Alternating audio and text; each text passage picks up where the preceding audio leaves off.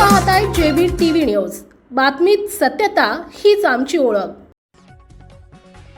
गरुड complex परिसरातून भर दुपारी मोटारसायकल चोरी, चोरटा सीसीटीव्हीत कैद।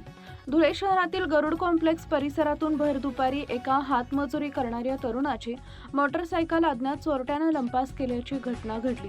विशेष म्हणजे ही संपूर्ण घटना परिसरातील सीसीटीव्ही कॅमेऱ्यात कैद झाली आहे। मिळालेल्या माहितीनुसार संबंधित तरुणाने आपली मोटारसायकल गरुड कॉम्प्लेक्स परिसरात उभी करून कामासाठी गेला होता। याच संधीचा फायदा घेत अज्ञात चोरट्याने काही मिनिटात मोटारसायकल चोरी करून पोबारा केला।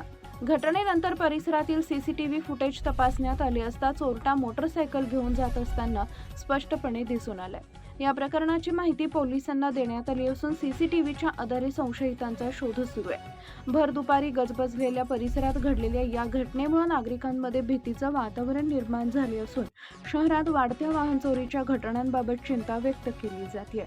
प्रतिनिधी परीक्षित परदेशी, जेबी टीव्ही न्यूज, धुळे।